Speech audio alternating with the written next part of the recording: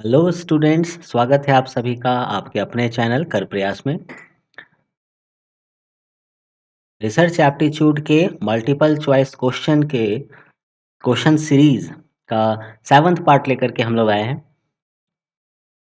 और इस वीडियो में हम लोग क्वेश्चन नंबर 121 से क्वेश्चन नंबर 140 तक हम लोग सॉल्व करेंगे। 20 इंपॉर्टेंट क्वेश्चंस यहाँ पर हम लोग देखेंगे। तो बिना समय गंवाए चलिए शुरू करते हैं। आज का पहला क्वेश्चन है क्वेश्चन नंबर 121 और इस क्वेश्चन में ये लिखा है कि the equality of a problem is, किसी भी प्रॉब्लम का, not equality sorry, the quality of a problem is क्या होना चाहिए। क्लैरिटी, कोई भी प्रॉब्लम जब हम लोग अराइज करते हैं तो वो क्लियर होना चाहिए, बिल्कुल। वर्थ फॉर सॉल्यूशन, बिल्कुल ऐसा हम लोग प्रॉब्लम ही ले लिए जिसका कोई सॉल्यूशन ही ना मिले, है ना, तो उसका कोई मतलब नहीं है। देन हाइपोथेसिस ओरिएंटेड, उससे रिलेटेड हम लोग कोई ना कोई हाइपोथेसिस डिजाइन कर सकते हैं, तो ये भी बात सही है। इसका मतलब क्वालिटी ऑफ प्रॉब्लम क्या होना चाहिए, ऑल ऑफ द अबव। बढ़ते हैं नेक्स्ट क्वेश्चन की तरफ। Question number 122, which one of the following is not a quality of a problem. यहाँ पर जो था, यहाँ पर था क्वालिटी ऑफ प्रॉब्लम इज, क्या क्वालिटी है, और इस क्वेश्चन में क्या क्वालिटी नहीं है ना। विच one of the following is not a quality of a problem, ठीक है, जो क्वालिटी नहीं है। सो पहला है इनेट नेचर ऑफ द प्रॉब्लम, दूसरा है प्रैक्टिकलिटी ऑफ द प्रॉब्लम, है ना, तो ये तो इसका क्वालिटी होता है, ठीक है। Problem according to the interest of the researcher, ये भी इसका एक प्रॉपर्टी है। मेजरेबिलिटी ऑफ प्रॉब्लम, ये भी है, यानी जो नहीं है वो ए है, ठीक है। तो करेक्ट आंसर है इसका a, innate nature of the problem. बढ़ते हैं next question 123, the basic principle of problem selection is. The basic principle of problem selection, यानी जो भी प्रॉब्लम सिलेक्शन हम लोग करते हैं उसका बेसिक प्रिंसिपल क्या है। सो नोवेल्टी ऑफ अ प्रॉब्लम, कोई भी प्रॉब्लम नोवेल होना चाहिए, बिल्कुल सही बात है। प्रैक्टिकलिटी ऑफ अ प्रॉब्लम होना चाहिए। Future orientation of a problem, ये भी होना चाहिए। इसका मतलब करेक्ट आंसर क्या है, ऑल द अबव। बढ़ते हैं नेक्स्ट क्वेश्चन की तरफ। Question number 124, the synopsis of research is called. कोई भी रिसर्च का जब हम लोग साइनॉप्सिस लिखते हैं या साइनॉप्सिस प्रेजेंट करते हैं तो वो जो साइनॉप्सिस होता है उसको और हम लोग क्या कहते हैं, ठीक है। तो पहला जो दिया हुआ है वो दिया हुआ है ब्लूप्रिंट, दूसरा है मैपिंग ऑफ प्रॉब्लम, तीसरा है बेस ऑफ ए प्रॉब्लम, या चौथा है ऑल द अबव। तो इसका आंसर आप लोग करिए, बतलाइए क्या होगा, ठीक है। The synopsis of research is called, क्या होना चाहिए, क्या क्या इसका ब्लूप्रिंट होना चाहिए। साइनॉप्सिस जो होता है रिसर्च का वो उसका ब्लूप्रिंट ही तो होता है, ठीक है।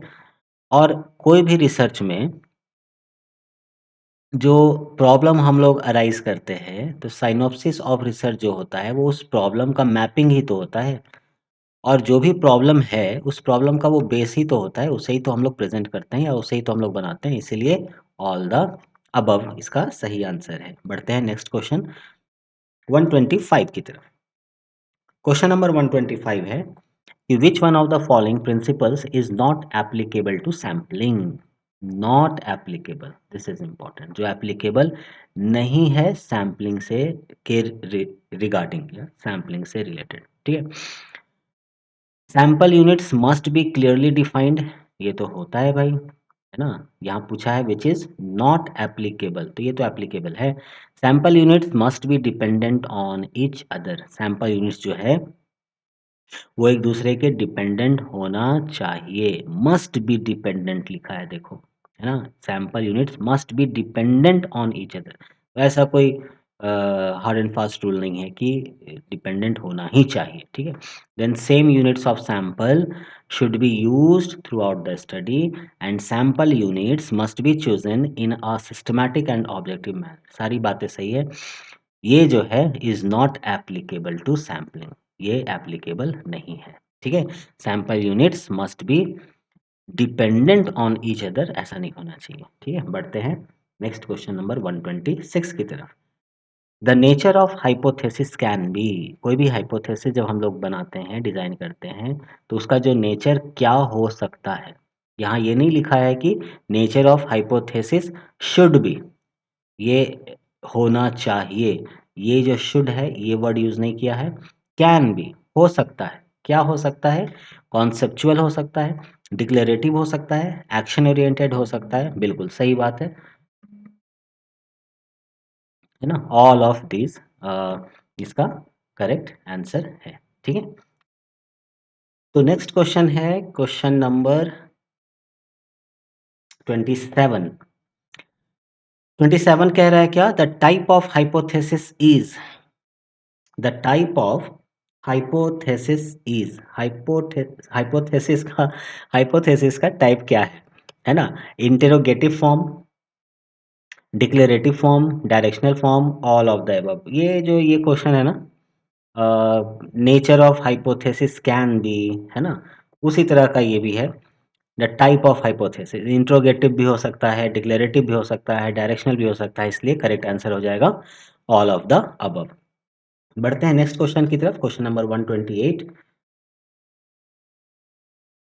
और क्वेश्चन नंबर 128 क्या है कि, क्वेश्चन नंबर 128 क्या है कि when a possible solution to the problem has been written in desired direction, this type of hypothesis is called. इस तरह का जो हाइपोथेसिस होता है इसे हम लोग क्या कहते हैं, when a possible solution to the problem, कोई भी प्रॉब्लम का जो पॉसिबल सॉल्यूशन है has been written in desired direction, एक पर्टिकुलर डायरेक्शन में ही जब उसके सॉल्यूशंस को हम लोग लिखते हैं, तो इस तरह के हाइपोथेसिस को हम लोग क्या कहते हैं, एक पर्टिकुलर डायरेक्शन में चल रहा है ना, तो क्या ये डायरेक्शनल हाइपोथेसिस कहलाएगा, तो हाँ ये डायरेक्शनल हाइपोथेसिस कहलाएगा। तो करेक्ट आंसर क्या हो जाएगा, डायरेक्शनल हाइपोथेसिस।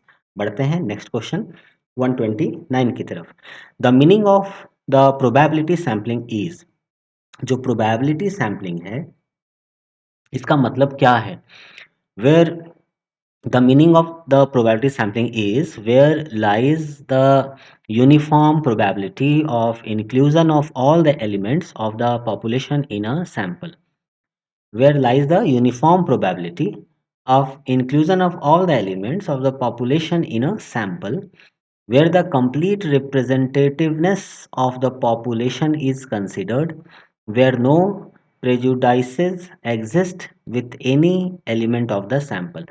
तो probability sampling में where no prejudices exist with any element of the sample, where the complete representativeness of the population is considered, ये तीनों ही चीजें आती हैं। सो कम आंसर क्या हो जाएगा, D, this is all the above.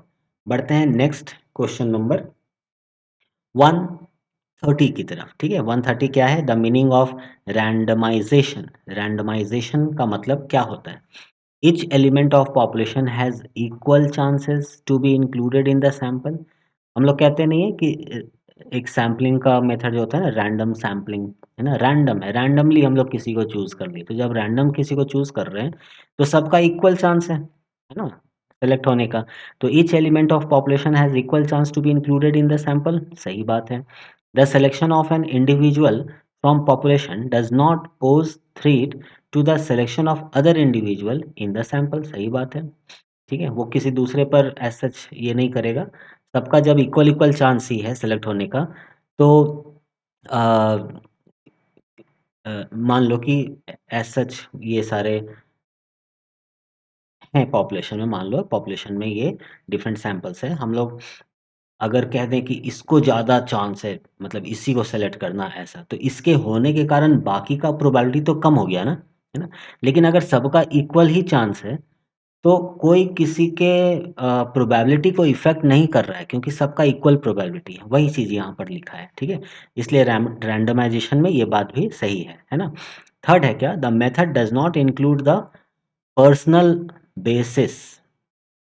Personal basis नहीं है, क्योंकि रैंडमाइजेशन है ना, हम रैंडमली किसी को भी चूज कर सकते हैं। ठीक है, तो इसलिए हमारा कोई पर्सनल इंटरेस्ट नहीं रहेगा या पर्सनल बेसिस टाइप में कुछ चीज़ें इंक्लूड नहीं होंगी, है ना। तो इसलिए करेक्ट आंसर क्या हो गया, ऑल द अबव। ठीक है, बढ़ते हैं नेक्स्ट क्वेश्चन नंबर 31 की तरफ। The advantage of random sampling. अब रैंडम सैम्पलिंग का एडवांटेज क्या है, it is the excellent method of sample selection, सही बात है क्योंकि सबको इक्वल प्रोबेबिलिटी होता है ना? It is an economic method in terms of money, time and energy, सही है ये भी, है ना? रैंडम सैम्पलिंग है, किसी को भी हम लोग चूज़ कर रहे हैं, सबका इक्वल प्रोबेबिलिटी है, तो बहुत ज़्यादा ना तो खर्च होना है, ना तो समय ज़्यादा लगना है, ना एनर्जी ज़्यादा लगना है। इट प्रोड्यूसेस एक्यूरेट रिजल्ट, ये भी बात सही है, इसलिए करेक्ट आंसर क्या हो जाएगा? All the above. Next question आते हैं 132। The limitation of the probability sample is, जो भी प्रोबेबिलिटी सैम्पलिंग होता है या प्रोबेबिलिटी सैंपल होता है, उसका लिमिटेशन क्या होता है? It does not guarantee representativeness of the sample from a population। सही बात है क्योंकि सबका इक्वल प्रोबेबिलिटी है, तो हम ये नहीं कह सकते हैं कि मान लो कि ये अगर इंडिविजुअल है, suppose if this is the individual of the population, suppose हम ये नहीं कह सकते हैं कि ये जो इंडिविजुअल है इसका ये रिप्रेजेंटेटिव है। क्यों? क्योंकि सबका इक्वल चांस है, कोई भी हो सकता है ना? तो लिमिटेशन क्या हुआ? एक ये भी लिमिटेशन है, क्यों? क्योंकि हमको रिप्रेजेंटेटिवनेस का कोई गारंटी नहीं मिलता है। The data do not fulfil the standards of the normal probability curve. जो भी डेटा हम लोग को मिलता है वो नॉर्मल प्रोबेबिलिटी कर्व से, है ना, फुलफिल नहीं होता है, ठीक है? The data do not fulfil the standards of the normal probability curve, यानी जो भी नॉर्मल प्रोबेबिलिटी कर्व का जो भी स्टैंडर्ड सेट है वो उसको फुलफिल नहीं करता है। कौन? प्रोबेबिलिटी सैम्पलिंग, बात सही है, ये भी इसका एक लिमिटेशन है। It has great risk of generalization of the result, सही बात है, इसलिए all the above statements are correct. ठीक है, सही आंसर डी हो जाएगा। नेक्स्ट आते हैं क्वेश्चन नंबर 133 में। ये है क्या? The quality of non probability sampling. अब यहाँ पर नॉन प्रोबेबिलिटी सैम्पलिंग की बातें हो रही है, इसका क्वालिटी क्या है? Easy and convenient selection of the sample, बिल्कुल। It has no question of probability of selection of an element, it has no question of probability of selection, है ना? क्योंकि नॉन प्रोबेबिलिटी सैम्पलिंग है तो प्रोबेबिलिटी का बात ही कहाँ से आएगा? तो ये भी बात सही है। It can be analysed through simple statistical method, it can be analysed through simple statistical method, बिल्कुल सही बात है। प्रोबेबिलिटी सैम्पलिंग के लिए तो हम लोग को थोड़ा सा कॉम्प्लेक्स स्टैटिस्टिकल टूल लगाना भी पड़ जाता है, इस यहाँ पर ज़रूरत नहीं है। So all the above are given, all the above जो भी है ये सब सही है, ठीक है? तो करेक्ट आंसर क्या हो जाएगा? Option D. बढ़ते हैं नेक्स्ट क्वेश्चन 134 की तरफ। In stratified sampling the units are selected. जो भी स्ट्रैटिफाइड सैम्पलिंग होता है ना, उसमें हम लोग यूनिट को कैसे सेलेक्ट करते हैं? ठीक है, तो after dividing the population in different groups, अलग अलग ग्रुप में डिवाइड किए on the basis of specific standard and then taking an equal proportion of units from each group. बात तो ठीक लग रहा है। उसके बाद क्या लिखा है? After dissociating the population in different groups. अच्छा, पॉपुलेशन को अलग अलग ग्रुप में बांट दिया on the basis of specific standard, कोई स्पेसिफिक स्टैंडर्ड के बेसिस में उसको बांटा, and then the units are selected from these group, और उसमें से फिर यूनिट जो भी है उसको हम लोग उस ग्रुप से सेलेक्ट करते हैं। और यहाँ पर क्या था? And then taking an equal proportion of units from each group, हर ग्रुप से इक्वल प्रोपोर्शन ऑफ यूनिट लेते हैं। देखो, इक्वल प्रोपोर्शन ऑफ यूनिट हम लोग हर ग्रुप से लेते हैं। और यहाँ क्या लिखा है? And then the units are selected, यहाँ पर प्रोपोर्शन की बात नहीं हो रही है, थोड़ा सा गलत लगता है। After dividing the population in different strata, ठीक है, and then selecting any one of strata out of them, गलत बात है। तो सही क्या है? ए, है ना? स्ट्रैटिफाइड सैम्पलिंग में ये चीज़ें होती हैं, equal proportion of unit from each group लिया जाता है। बढ़ते हैं नेक्स्ट क्वेश्चन नंबर 135 की तरफ। 135 जो है, suppose the population is quite comprehensive and distributed in a large geographical area. अच्छी बात है, लार्ज ज्योग्राफिकल एरिया में हमारा जो पॉपुलेशन है वो डिस्ट्रीब्यूटेड है और क्वाइट कॉम्प्रिहेंसिव भी ये है। इन सच अ सिचुएशन, है ना, in such a situation what kind of sampling procedure would you like to prefer? किस तरह का सैम्पलिंग प्रोसीजर हम लोग प्रेफर करेंगे? क्या मल्टी लेवल सैम्पलिंग करेंगे, सिस्टमैटिक सैम्पलिंग करेंगे, क्लस्टर सैम्पलिंग करेंगे? तो जब भी लार्ज पॉपुलेशन हो, लार्ज ज्योग्राफिकल एरिया का बात हो, तो वहाँ पर हम लोग क्या करते हैं स्टूडेंट्स, हम लोग क्लस्टर सैम्पलिंग करते हैं। ठीक है, बढ़ते हैं नेक्स्ट क्वेश्चन नंबर 136 की तरफ। Now this is the purposive sample will be. जो भी पर्पसिव सैंपल है वो क्या होगा, depending on the researcher's whims की विल्स, जो भी विम्स है ना, based on a specific objective of sampling procedure. क्या लिखा है भाई, पर्पसिव सैंपल, पर्पसिव सैंपल है तो कोई एक पर्पस होगा, है ना, based upon a specific objective, एक स्पेसिफिक ऑब्जेक्टिव है ऑफ सैम्पलिंग प्रोसीजर का, based on the excellent method of sampling. जो करेक्ट आंसर होगा वो ये लग रहा है। ठीक है, क्योंकि depending on the researcher's wills या विम्स, जो भी है, मतलब रिलेटेड टू रिसर्चर, जैसा वो चाहेगा वैसा। हमको तो पर्पसिव सैंपल चाहिए ना, तो जब पर्पसिव सैंपल चाहिए तो उसका एक स्पेसिफिक ऑब्जेक्टिव होना चाहिए, ठीक है, ऑफ सैम्पलिंग प्रोसीजर। ठीक है, तो करेक्ट आंसर है बी। बढ़ते हैं नेक्स्ट क्वेश्चन नंबर 137 की तरफ। ठीक है, अब 137 हम लोगों से क्या कह रहा है कि generally the external and internal validity is present, external validity and internal validity present है in the inference which we get from। जो भी inference हम लोग निकालते हैं तो एक्सटर्नल और इंटरनल वैलिडिटी प्रेजेंट होता है। वैलिडिटी के लेक्चर में या वैलिडिटी का जो हम लोगों ने पढ़ा था, ये हम लोगों ने पढ़ा था, वीडियो नंबर था आई थिंक 20, है ना, लेक्चर नंबर 20 या वीडियो नंबर 20। इसमें हम लोगों ने डिटेल में पढ़ा था वैलिडिटी के बारे में। वहाँ पर आप जा करके देखना, हम लोगों ने एक्सटर्नल और इंटरनल वैलिडिटी की भी बातें कर रखी हैं, है ना। तो is present in the inference which we get from, हम लोग ये जो इन्फ्रेंस निकालते हैं, ये हम लोग को कैसे होता है, मिलता है तो एक्सपेरिमेंटल मेथड से, सर्वे मेथड से, या एक्स पोस्ट फैक्टो मेथड से, या none of the above. So generally the external and internal validity is present in the inference which we get from ex post facto method। So correct answer क्या हो जाएगा, ex post facto method। Clear, बढ़ते हैं next question number 138 की तरफ। ये है क्या, which of the following method is free from the difficulties, which of the following method is free from the difficulties related with sampling। कौन सा method जो है वो सैम्पलिंग के समय जो भी डिफ़िकल्टी आती है उससे ये फ्री होता है। Control and validity of inferences, difficulties related with sampling, control and validity of inferences. ठीक है, कौन सा method, historical method, philosophical method, experimental method, या सर्वे मेथड। अब देखो कि डिफ़िकल्टी रिलेटेड विथ सैम्पलिंग और कंट्रोल। अब कंट्रोल का जहाँ तक बात है तो कंट्रोल में तो एक्सपेरिमेंटल मेथड होता ही होता है, तो अगर एक्सपेरिमेंटल मेथड है तो वहाँ कंट्रोल होगा ही है, तो उससे तो वो फ्री नहीं हो सकता, इसको तो आप हटा दो।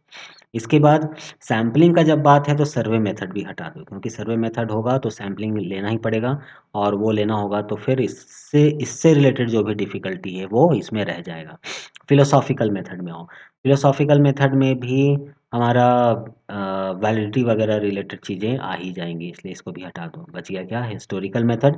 तो हिस्टोरिकल मेथड में सैम्पलिंग की आवश्यकता नहीं है, कंट्रोल की बिल्कुल आवश्यकता नहीं है, validity influence and validity of influence जो भी है ना, इसका भी ज़रूरत नहीं है, इसलिए इसका जो भी डिफ़िकल्टी है वो हिस्टोरिकल मेथड में नहीं आता है। करेक्ट आंसर क्या हो जाएगा, ए, दैट इज़ हिस्टोरिकल मेथड। आते हैं नेक्स्ट क्वेश्चन नंबर 139 की तरफ।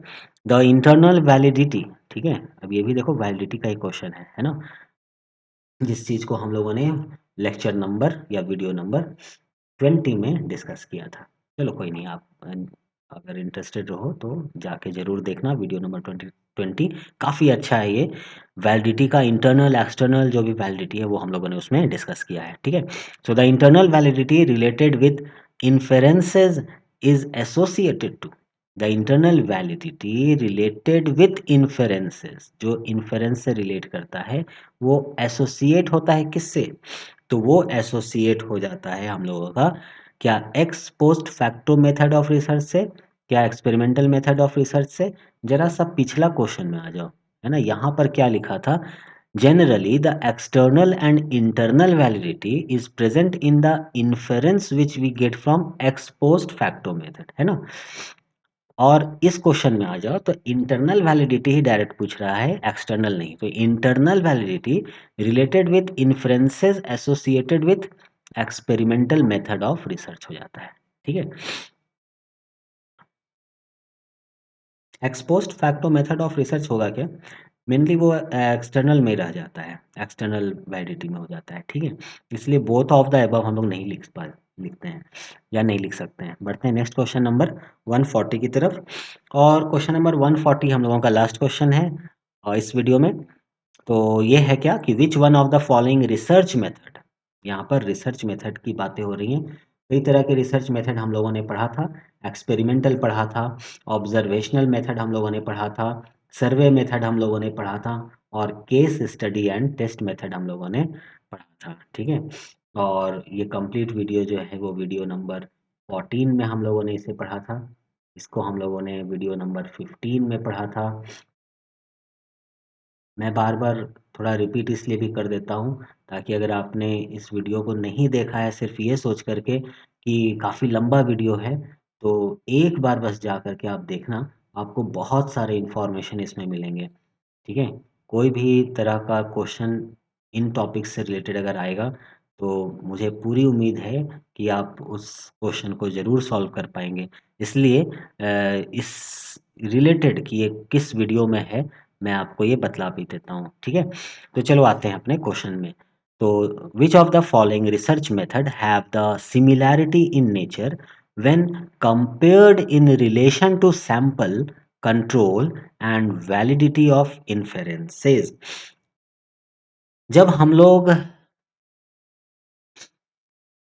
व्हेन कंपेयर्ड, जब हम लोग कंपेयर करते हैं in relation to sample control and validity of inference, तो कौन सा जो रिसर्च मेथड है have the similarity in nature, आपस में सिमिलर रहता है, उसका नेचर सिमिलर रहता है। ठीक है, तो experimental and ex post facto method, historical and, देखो experimental and ex post facto method का जब हम लोग बात करेंगे ना, तो कंट्रोल के नेचर में ये लोग सिमिलर नहीं रहेंगे। ठीक है, इस बात को समझ रहे हो आप, क्योंकि एक्सपेरिमेंटल मेथड में हम लोग पॉजिटिव नेगेटिव कंट्रोल लेके चल रहे हैं, एक्स पोस्ट फैक्टो मेथड में कुछ अदर चीज़ें हैं, है ना, तो यहाँ पर कंट्रोल के वे में ये सिमिलर नहीं हो पाएगा। सर्वे और एक्सपेरिमेंटल मेथड का अगर बात करेंगे तो ये लोग भी सिमिलर नहीं हो पाएंगे। क्यों नहीं हो पाएंगे, क्योंकि एक्सपेरिमेंटल मेथड में कंट्रोल आता है, सर्वे में वैसा कंट्रोल नहीं है ना। और वैलिडिटी ऑफ इन्फेरेंस जो होता है, या फिर सैंपल का अगर बात कर लो, तो जो भी डेटा एक्सपेरिमेंटल मेथड का है वो कुछ अलग तरह का है और सर्वे का कुछ अलग तरह का है, तो यहाँ भी हम लोगों को सिमिलैरिटी इन नेचर नहीं देखने को मिलेगा। ठीक है, तो कहाँ देखने को मिलेगा, तो हिस्टोरिकल एंड फिलोसॉफिकल मेथड में हम लोगों को देखने को मिलेगा, क्योंकि यहाँ कंट्रोल का कोई रोल है नहीं, वैलिडिटी ऑफ इन्फरेंस का कोई ऐसा है नहीं, और सैंपल का भी उतना ज़्यादा ये नहीं होता। तो हम लोगों का करेक्ट आंसर क्या हो जाएगा स्टूडेंट्स, करेक्ट आंसर क्या हो जाएगा, बी हो जाएगा। ठीक है, तो उम्मीद है कि आपको ये 20 क्वेश्चंस समझ में आए होंगे। आपने अगर आप इस चीज़ को फिर से नहीं समझे हैं तो फिर से एक बार जाके इस वीडियो को ज़रूर देखिएगा। तो इस वीडियो में यहीं तक, मिलते हैं नेक्स्ट वीडियो में फिर से इम्पोर्टेंट 20 क्वेश्चन लेकर के। और तब तक पढ़ाई करते रहिए, अपना ख्याल रखिए। All the very best. भाग मत कर प्रयास भाग मत